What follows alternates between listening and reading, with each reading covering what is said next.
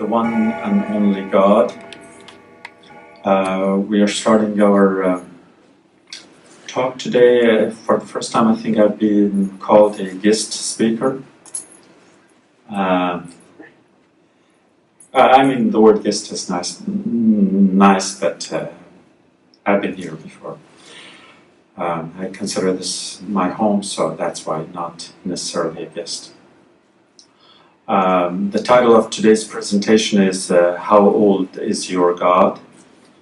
That by itself might have deterred enough people for today's lecture who may have wondered as to who am I to tell them the age of their God. But it is actually an analysis of the evolving human perception of the divine. I believe it's important that I start with a short disclaimer, because to some the topic might be intriguing, to others it might be confusing, but I'm sure there are some to whom the topic might be a bit sensitive. What I'm saying is simply a version of the truth that has revealed itself to me. It's my interpretation. All truth is relative. Only God is absolute. And so don't accept everything that I say unless it is rational in terms of your own personal analysis. I must also add that in terms of the issues of faith and conviction, we are mostly schematic learners. And schematic learners usually prefer to hear things that would confirm and affirm what they already know. Most people are not willing to go for things other than what they already know. In other words, to them, information is not important, especially if it differs than what they already know. Confirmation is important because that strengthens their ego. It makes them feel good. It makes them feel right. And to use the expression, I told you so. In other words, I've been right all along. So in that context, as schematic learners, some of you may find the information I'm sharing with you a bit, say, unnerving. But my objective is not to offend anyone's sensitivities, certainly not anyone's belief, a belief system, that is. Innately, God is sought through reason, revelation, and or imagination. The objective of today's talk is not to discuss God through reason, whether God exists or not. That's for the philosophers. We are not going to be discussing God as a matter of a revelation or conviction. That's for the clergy. I'm not here to preach, to convert anyone, especially if I myself don't know where I'm going. But the objective is to discuss God as a God image. The God image and use and history of the power of the human imagination and human perception in conceptualizing some understanding and some awareness of the divine. I'm going to use the word divine, as it is gender neutral, religious affiliation neutral, and all the rest, but I'm sure you know what I mean. And then that divine in the context of the evolving human perception, because ultimately we perceive God the way we act towards others, in the sense that there is a God within us. To quote Bertrand Russell, the British philosopher, who say that the strongest and the most prejudiced beliefs are those that have the fewest reasons for it being true. We often feel that reason and conviction are the two opposite poles. That once we have reached a conviction and belief system, then we don't need reason. But I personally believe that the greatest teacher, at least in my life, had been doubt and not certainty. I often go back to doubt. I question things to test whether what I believe makes sense. To me, I do not believe in the God today, in the God that I believed in yesterday. In fact, we should be believing in a God, in a different God, every minute. By different, I don't mean that God is different, but that our perception has to evolve and grow. The only way we can thank God is that God has given us the ability to think. And the Quran repeats that so many times. So if we keep thinking, your thinking must produce a new perception. If it doesn't, you have wasted your time. And if it does create a new perception, then it has to be different than before. And so therefore you have to evolve with it. But generally, only deep thinkers have perceptions that evolve. The majority of the people, once they accept a particular belief, a perception, a thought, a God image, they stay with it. They feel comfortable in it. And I think that comfort is a bad thing. In the Quranic language, we could refer to that as a ghafla, that falling asleep, relaxing. You have to wake up, you have to stay on your feet all the time. But depending on one's cultural background, attitude, behavior, or one's level of exposure to other belief systems, we have to test all of that as much as we can. But again, as Russell says, that belief systems provide a program which relieves the necessity of thought. And to me, that is the greatest sin, when we do not utilize God's greatest gift to us, which is our consciousness, our thinking ability. So with that, let's begin the actual lecture, which is starting with the need for God. Why do we need God? Studies have shown that in the human DNA, we are programmed to be seeking the other, seeking the missing part of us, because we feel lonely. And loneliness is the worst thing that can happen to anyone.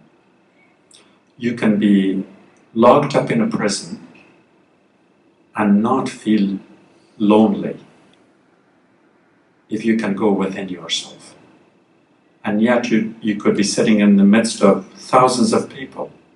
You may not be alone, but you could be lonely. So those two words are different. Alone is physical separation from others. Loneliness is the spiritual and emotional one. So early humans did want to get rid of that loneliness.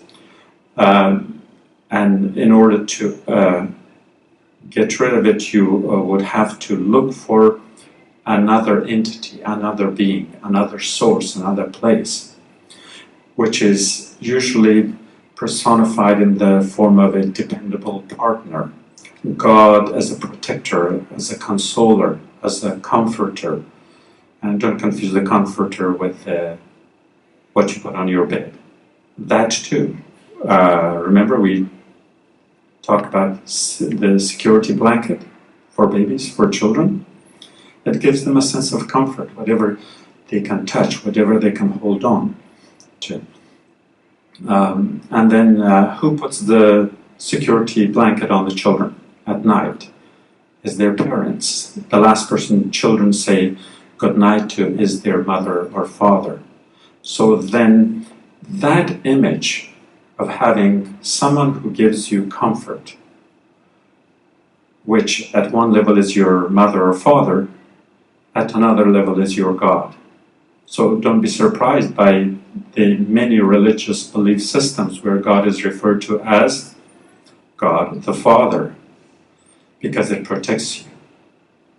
Fathers, parents protect you. Mothers nurture you. It's the word mother, it's the word Rahim that is shared between Rahman and Rahim, and the Rahim of the mother, the womb. So therefore, the idea is not that people who refer to God as God the Father think that they were born from that father biologically. That's not the issue. It's the sense of the emotional relatedness. And so some of the early perception of the divine have been in the image of a God, of a father. And so again, from those experiences, we have certain common denominations between parents and God as the Savior, as the caregiving, as the merciful and all that. If you look, all those attributes are the ones we use for our parents too. But then comes the question of at the level of manipulation, that the contenders and pretenders of power, once people assigned the God image to a living being, that these people happen to be vulnerable. We use the word Lord for God, and we use the word Lord for a strong man within a tribe or a village, landlord. So people have power over you outside of your parents. So some of the attributes of God based on those early human experiences are still with us. Now, your parents are kind and merciful and caregiving, but that Lord, whether it's your landlord or the lord of your property or one who has political power over you, they had to manipulate that through fear, often kind of threatening you with something. And so the word fear then enters this equation, that the relationship between human and God is manipulated on the basis of fear. And we can even see in today's world, in the 21st century, in the Quran, the word taqwa is often translated as fear, which is not correct. Taqwa is God consciousness. If you fear God, you cannot love God. You cannot love and fear the same entity. Those are totally contradictory. If God introduces itself as Rahman and Rahim, the merciful, the dispenser of grace, he cannot be frightening you. So those are images of older gods, older belief systems that we have simply inherited. So do understand that simply claiming a particular faith or religion does not mean that you all share the same perception of God. All Muslims would have many different images of God, just as Christians or Jews or Buddhists and others have. God would also be a dependable partner for survival. Then when it extends from family, it goes to the tribe or village chief, it goes to nature. And so that's when the wrath of nature, thunder, lightning, floods, hurricanes, those would threaten your survival. And oftentimes, when our life or survival is threatened, what do we say? We have to go beyond the power that is immediate. So we see that nobody can stop a hurricane. Then something has to be stronger than the hurricane that we can refer to. So then God is referred to the power beyond the natural. Therefore, at one level we worship nature as God, and the next level we worship that which is beyond the nature, which is the supernatural. So we made the natural supernatural and called it God, and we took the human and made it superhuman and called it God. And so this prefix super is simply an attempt at the subconscious level where we find out that this reality, the sense world reality, cannot accommodate us. So then that power center must be somewhere else. Wherever it is not here. Then we move on to a level where most of these natural phenomena, such as the hurricane, was it Michael? Yeah. How many people died? I heard 14, but that's probably a few days ago. Now, what happens in natural phenomena is that people's lives are not just threatened, people's lives are taken. So another association is made between God, the invisible, and the fury of nature.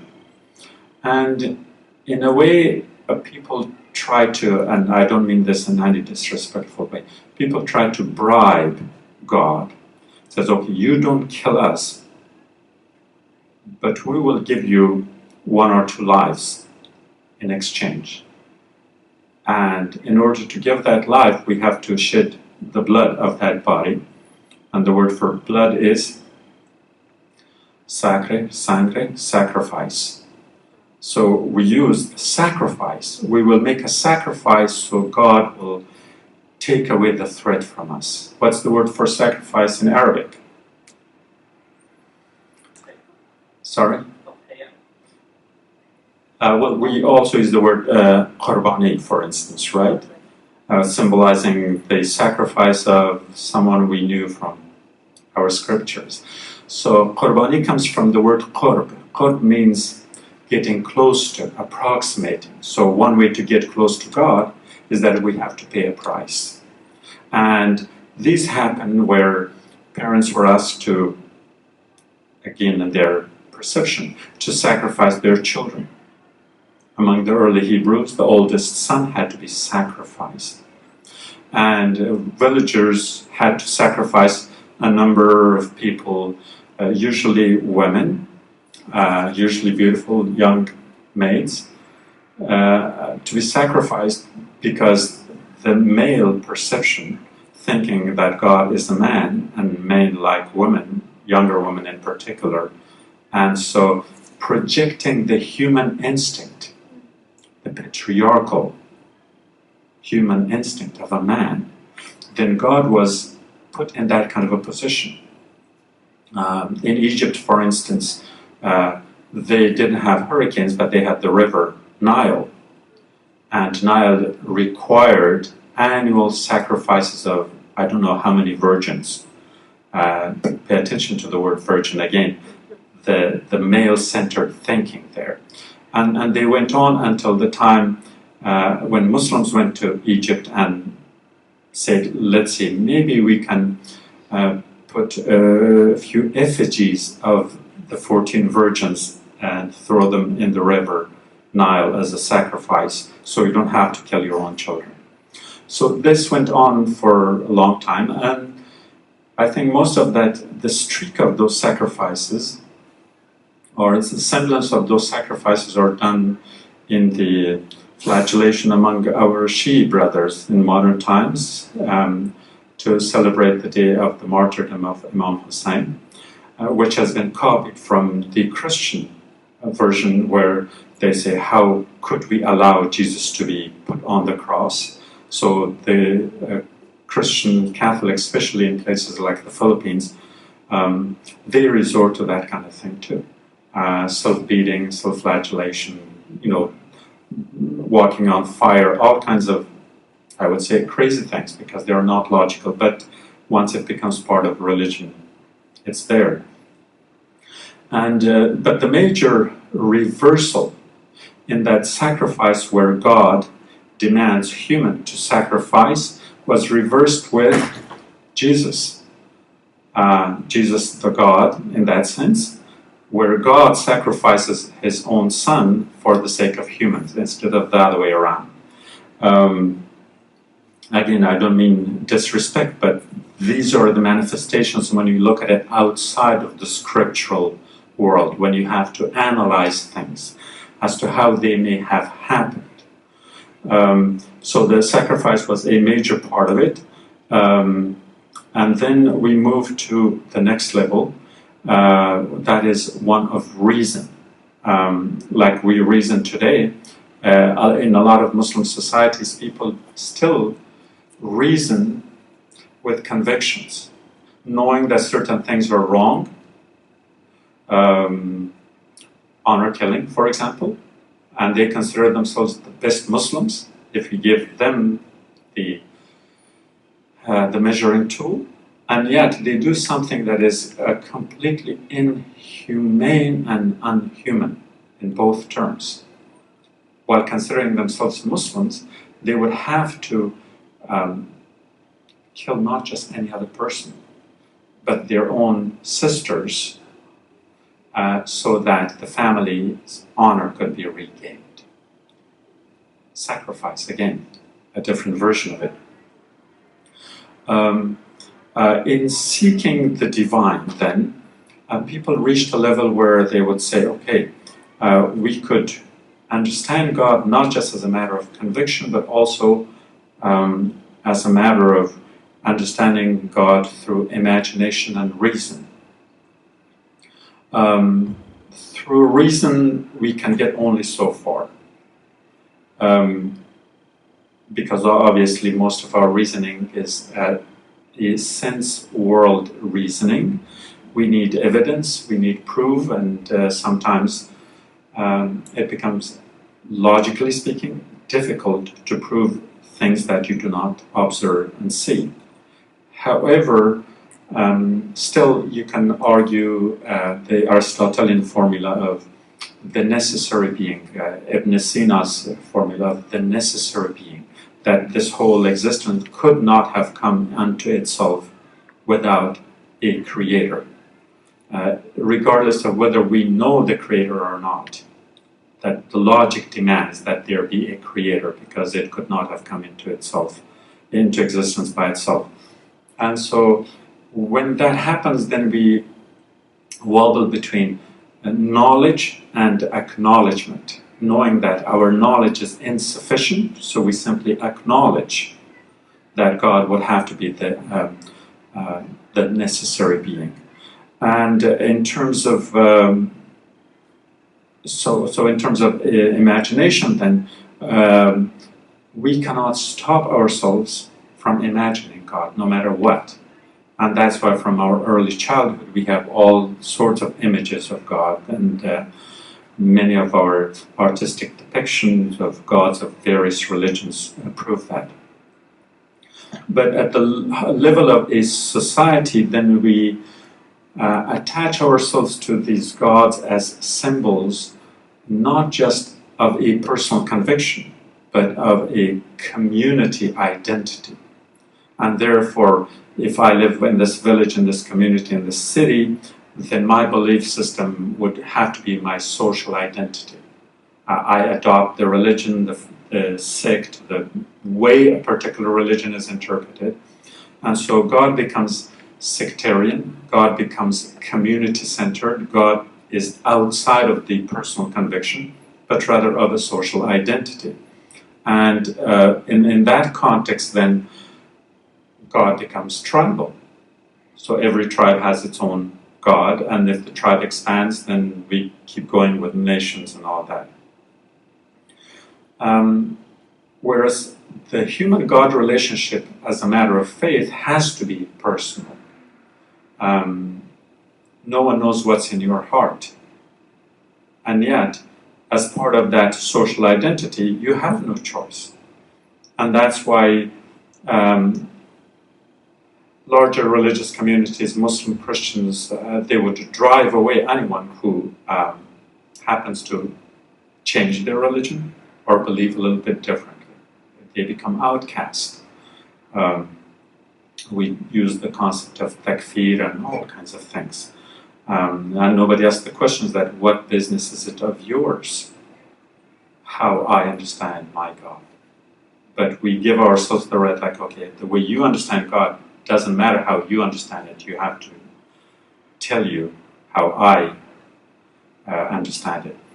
In the context of this religious tribalism, then again, the manipulation of those who are in power becomes very evident. Priests and politicians both, they build palaces and temples. They have their congregations, their followers, and oftentimes they went to battles and they declared war against each other, and each one claimed the name of a god. So they took their gods to the battlefields. And I think the idea there was that because my God is the most powerful and I have to win, because God is with me, and God be with you, all these expressions we use. It's inevitable that when two parties fight, one side loses. So which God loses? And that reaches the conclusion that, whether you take your God with you to the battlefield or not, logically speaking, there has to be only one God. And that results in the creation of what we know today as monotheism, that there is one God. That's a wonderful idea. There's one God for all humanity. But again, tribalism or religious tribalism creeps back in and says, yes, there is one God, but it's the one that I believe in. And so therefore you dismiss everybody else's belief. And the result is we keep killing each other. And that's why when you compare Eastern religions, Eastern philosophies, compared to the monotheistic religions, most of the carnage in human history has been the result of the monotheistic religions, Christianity and Islam and Judaism, because the tribalism creates a monotheism that is more monopolistic than monotheistic. That is, the oneness of God becomes secondary, but the monopoly of the thought, the way I understand, becomes more important. So that distinction is often not made, that we often think we are monotheists, but I think we are also monopolists. We kind of reserve the right to the one God only to our own personal interpretations. When we go from there to that level of tribal God, we also invite in scriptures to support our argument. And let me quote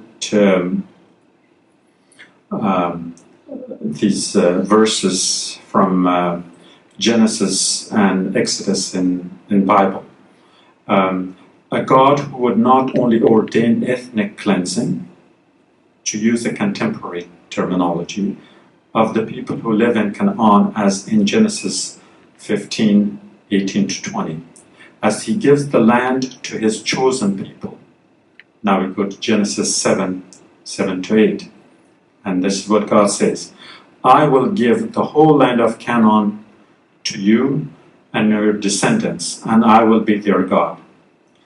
And as if that is not enough, God himself participates in this ethnic cleansing and says, Exodus 33, 2, and I will drive out the Canaanites, the Amorites, and the Hittite, and the Perizzite, and the Hivite, and the Jebusite, etc., etc. I will drive all those people away. I'll give you the land.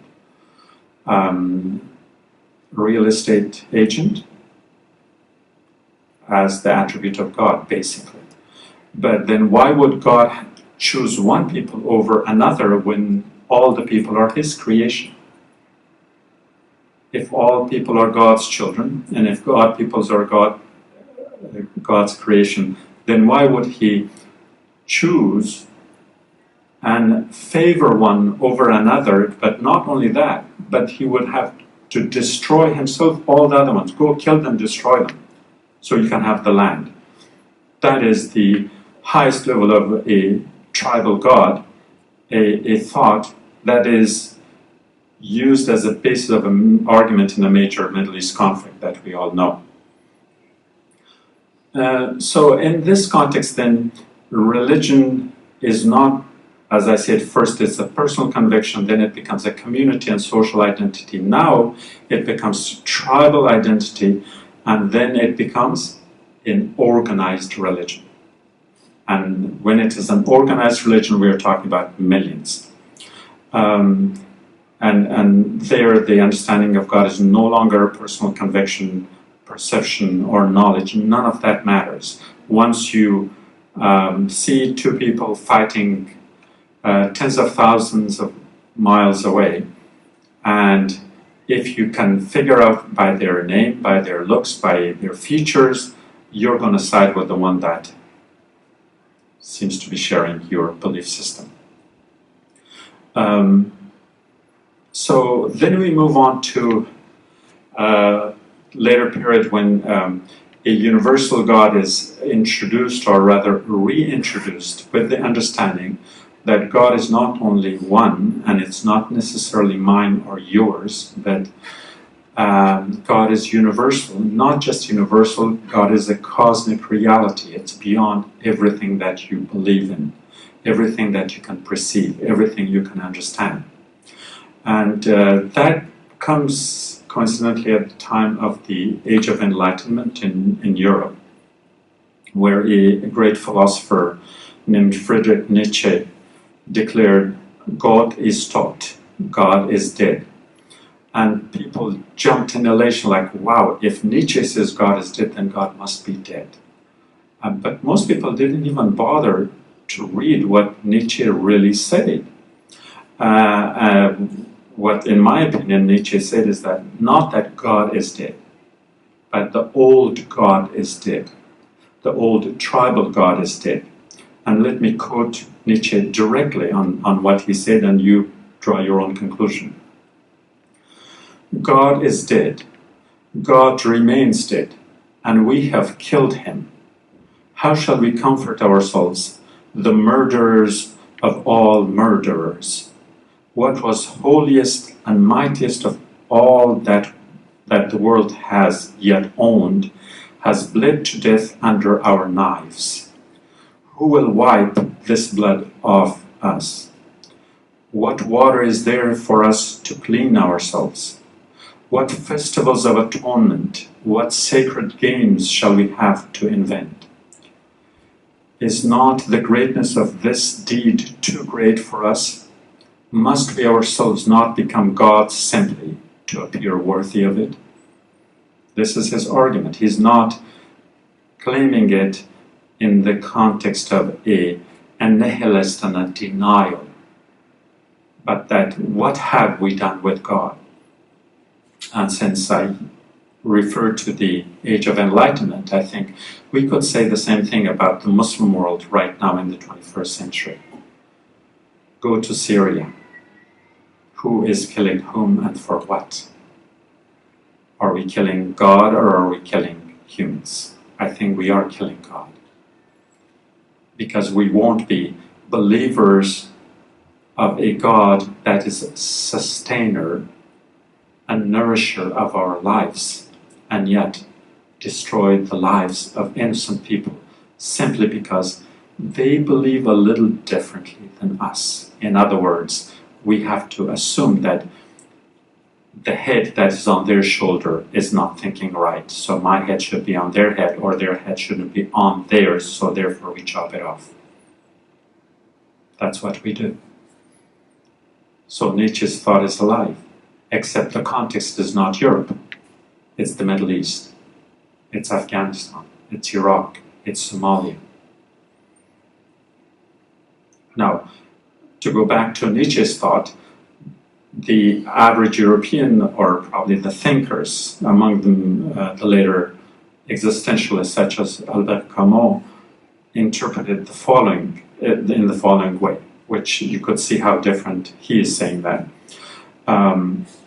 Camus considered the human need for higher order absurd and urged that the death of God was inconsequential, that it didn't matter that God is dead.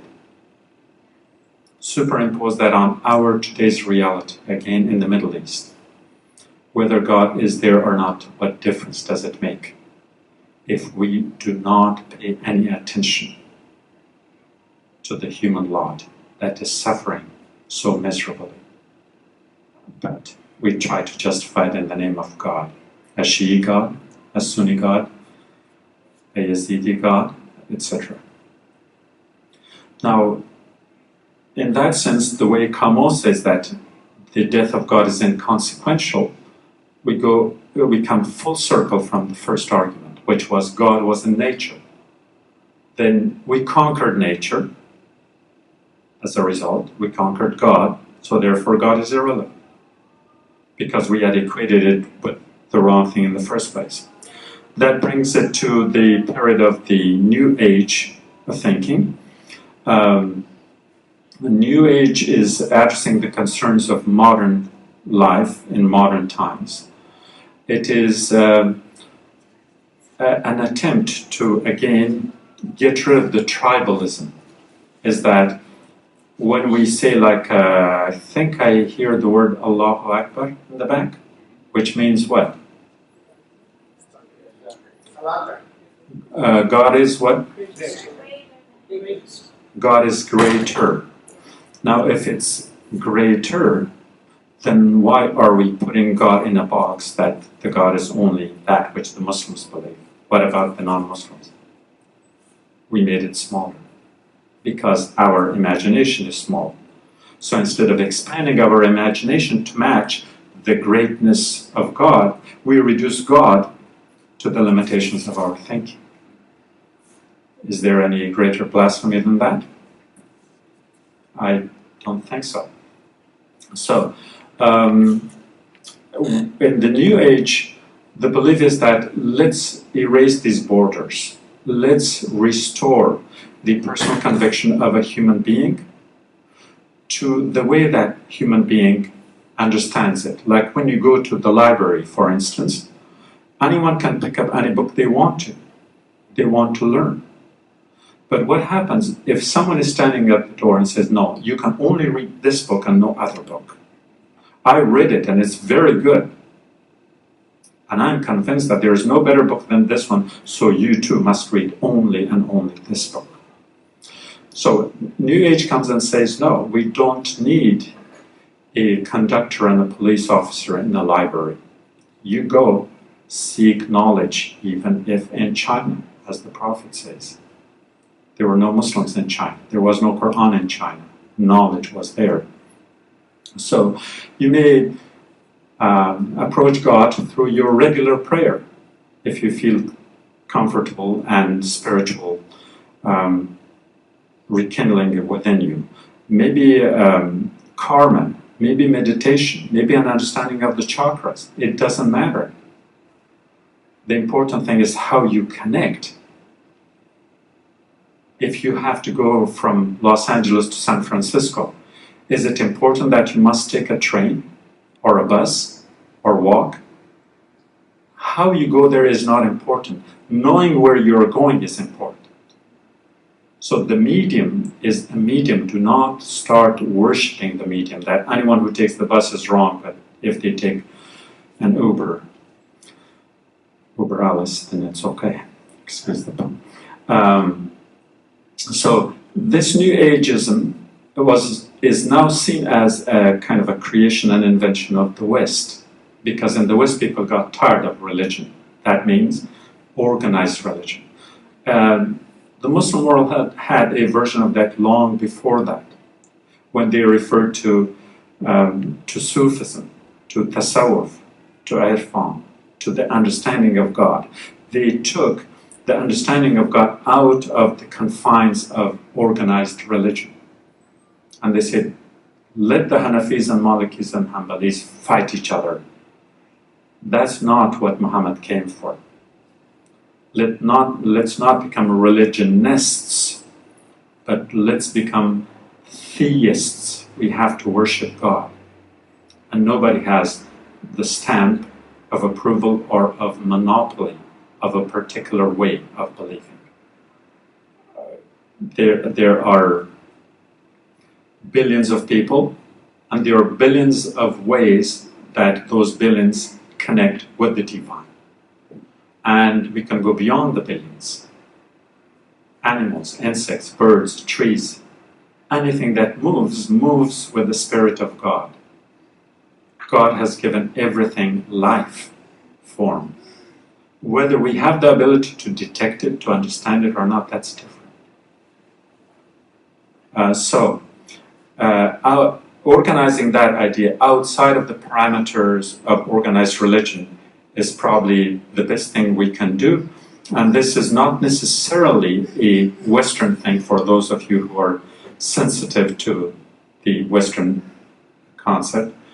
Rather, it has its roots, like I said, in Islamic mysticism, where there is understanding that beyond the cultural specific norms, there is a universality.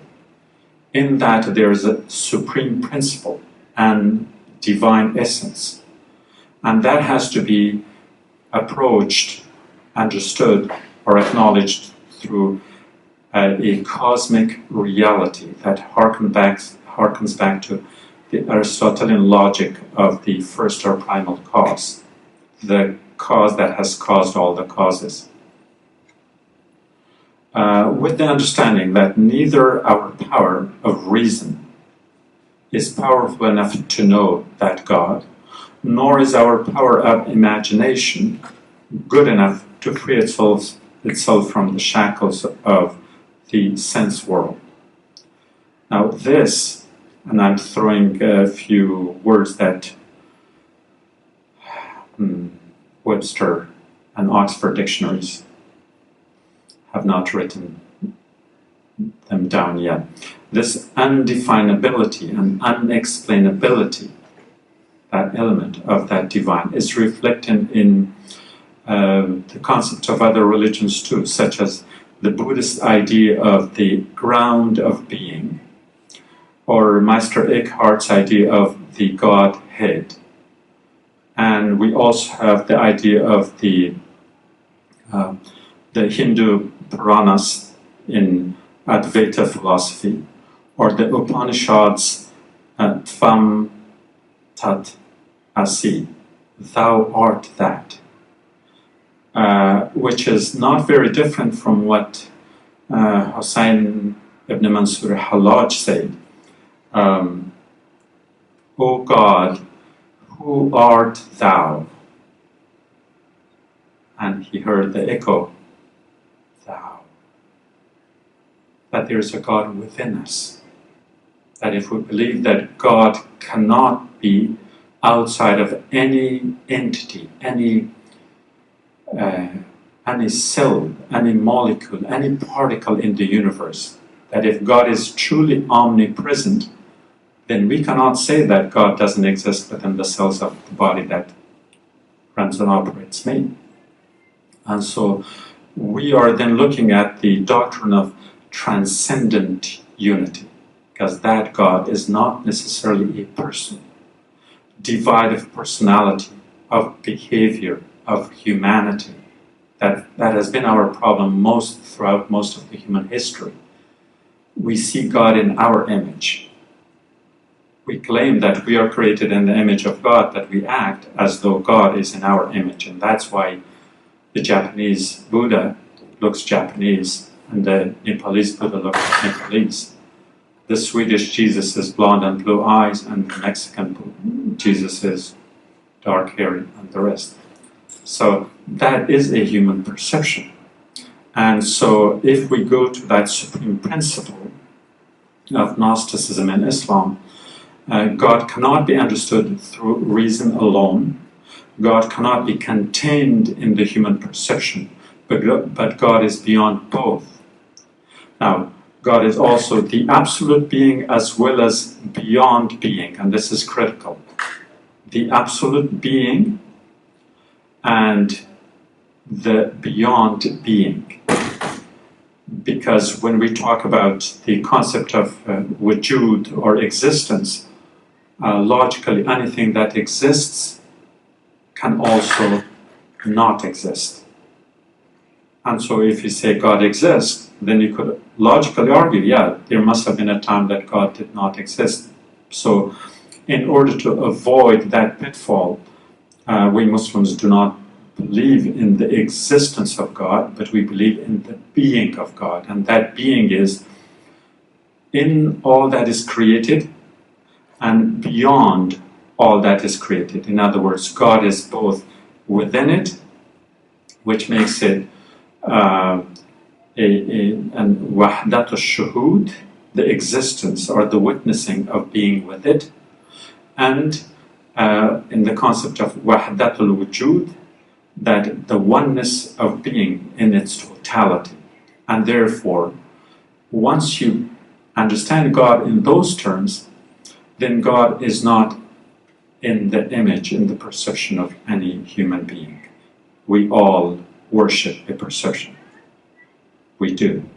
Out of a necessity, because we have no choice. Why? Because, as I said, neither the power of our reason nor the power of our imagination is powerful enough to understand it. If you, let me speak through an analogy. If you have a camera, you can take a picture with a camera, and the precision and the exact aperture, light, darkness, shades, hues, and all depends on how sensitive the camera is. But if you take that camera and want to take a picture of the moon, it's of no help. Now, if you try to take a picture of Jupiter and the celestial bodies beyond that, no matter how precise your camera is, there are limitations. So we are the cameras. Close up, we take good pictures, and we believe in them too. But if God is beyond that, if God is a cosmic reality, if God is not an Arab or a Middle Easterner or an Indian, if God is outside of this whole world, then there's no way that your precise camera can take any image of it. It's way beyond that. So in the light of this understanding, then, we have to know that this oneness of being is not the receptacle of human projection. We always project. Rather, it is devoid of personality. God doesn't have personhood. We do. Of behavior. God doesn't take revenge and get angry and do things like children who have tantrums, okay? And you have to make sacrifice to avoid that. Give the child some candy and he will be fine. We treat God just like that. It's beyond that. And most of all, God is beyond humanity. And so we don't have to draw him in. So this divine is an interactive force that is both within and without. And the important word is interactive. The gods of ancient times were acting upon us. They were killing us, they were destroying us, they were sending us the hurricanes, etc.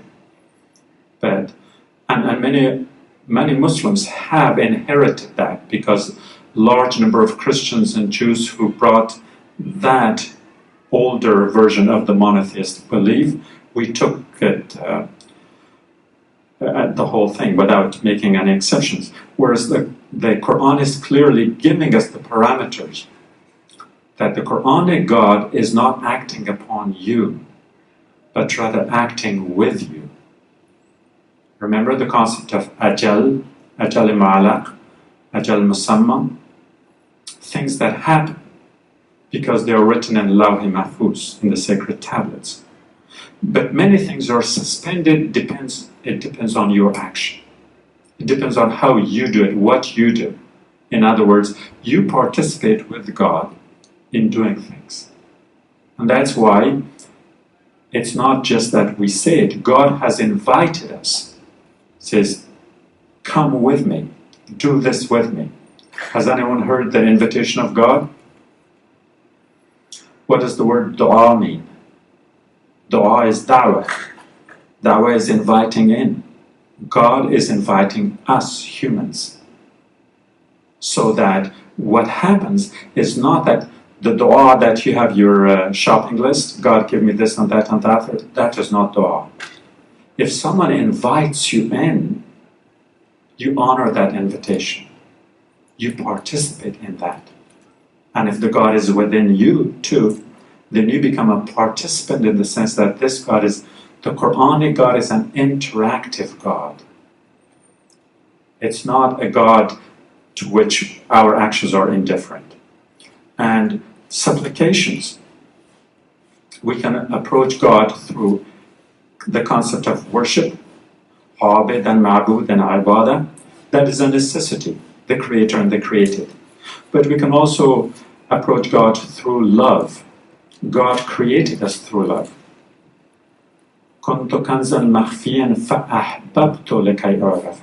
فأحببت, that's hope. I loved to create. So the very raison d'etre of all existence is that not because God needed. A God in need is not a God, but because God loved. So if someone loves you, what do? You reciprocate. And that's why we Muslims reverse the concept of Habib and Mahbub. Sometimes we become the lover, God is the beloved. Sometimes God is the lover, we are the beloved. So this God is very different. The Quranic God is not the same as the Christian and the Jewish God. And I'm talking about the concept, not the Tawheed element. And so in that sense then, this divine, the Quranic God, is a cosmic field of energy, like the energy that lights up this light bulb. We worship the light bulb. Okay? We are the light bulbs, so we are worshiping ourselves. That's a mistake. We have to worship the energy that heats the stove, that cools the refrigerator, that lights up the bulb, that has different effects on different things, but the energy is one. That is the energy that runs through my body, through the body of my beautiful cat at home when I go back, and to the plants and trees and vegetables I have planted, especially my tomatoes. And so therefore, God is the energy that permeates, that empowers, and that enlivens every entity. In essence, God is a life force. What was the title of the presentation? So this is time for your reality check. Now, don't tell me you're a Muslim and you know what God is. You're a Muslim, that is your personal thing. And how you know God, that is also your personal. But match the two, whether that is, whether your God is the God of today, the God of 1400 years ago, the time of the prophet, the God of the time of Moses, the God of the time of Abraham, the time of Buddha, I don't know. Historically, scripturally, and otherwise. Is God the wrath of nature? Is God the comforter and caregiver parent, usually the father who protects you and then asks you for a sacrifice? When you go to bed at night, you pray to both, your parents and your God. Is God the tribal God who defends you against other tribes in times of war and political turmoil? Do we do that? Yes, we do often. Is God the entity that has cursed you with the original sin, and you're programmed and meant to do bad things unless you're saved by the righteous? Transfer of responsibility. Very convenient. Or is God the one who demands of you not to go to heaven alone? I want you to underline that. Is God the one who tells you, don't go to heaven alone?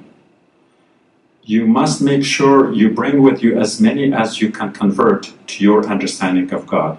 And if they don't, chop off their heads. We do that, don't we? And we do it in the name of Islam. Is God who has created you out of its desire to love, to to love its creation, and asks you to read the signs of God's beauty on earth and in heavens. Many sources in the Quran talks about that one, and we simply refer to, why does God talk about everything that is between the earth and the heaven? We know it. It's not an acknowledgement, but invitation, that if you cannot see, and I'm using here the image of God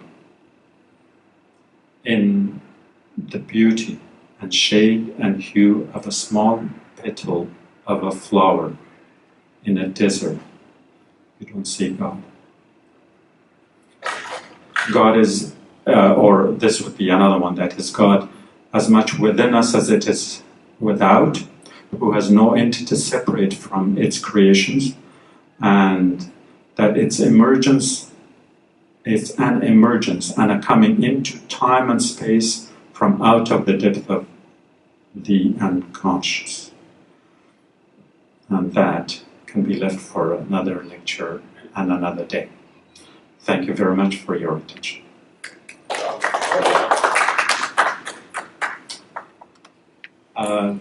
Do we take questions? Yes. So, how old is Allah? Mine is about 20 seconds. When I was reading the last line, my perception changed. I wrote the notes last night, 2 o'clock in the morning. And I thought I would be reading that, but I read something else. So it's constantly evolving. It has to constantly evolve. God is a living God. When we talk about living, it means moving. And everything is moving. Nothing is constant. It's not only that humans and animals move, plants and vegetations move. Even a seemingly dead rock has within it atoms within which electrons, protons, neutrons are churning all the time. Nothing is constant, everything is moving. So if you are not moving, you're dead. Yes?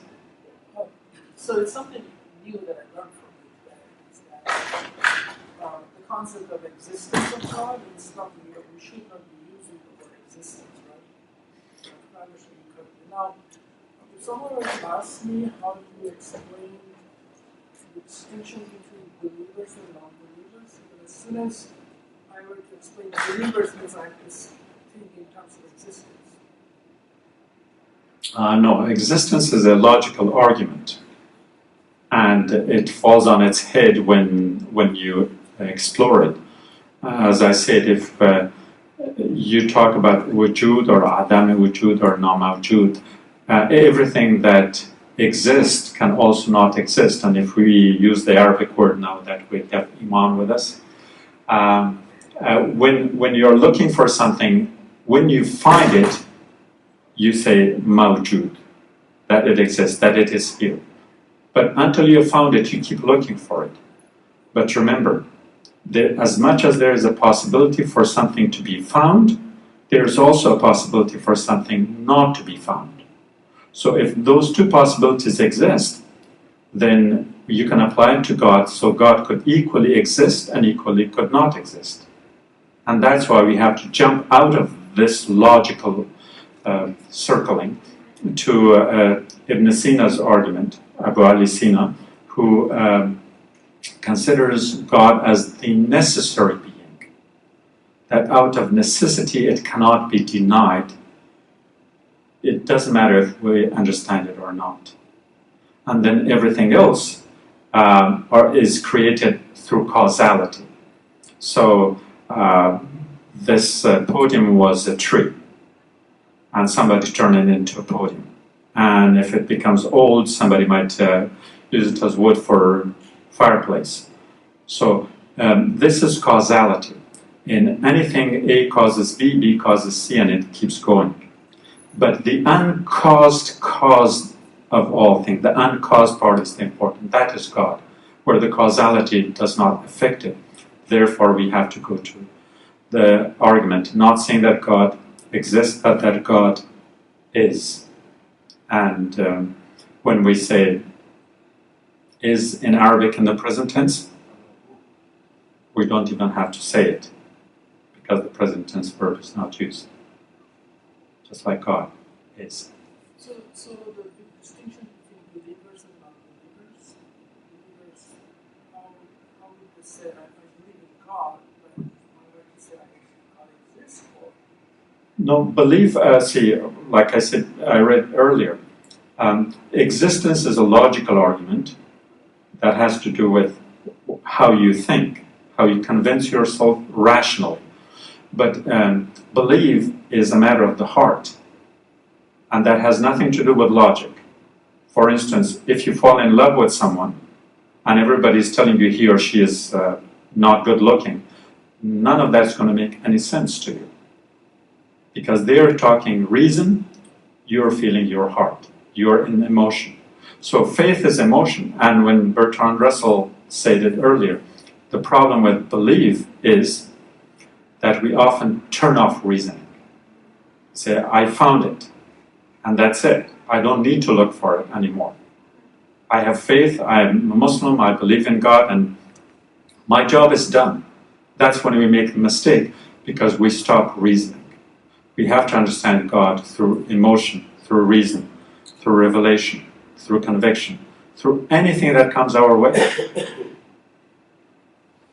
Yes? I want your explanation on the... You're assuming that I have one, but go ahead. when God ordered the angels to prostrate before him, and Iblis refused. But he is already in the presence of God, and he knows God is all-powerful. He has to obey. How do you explain him just saying, oh no, I'm not going to do it? Well, Iblis did what we do all the time. What does Iblis mean? Etymology.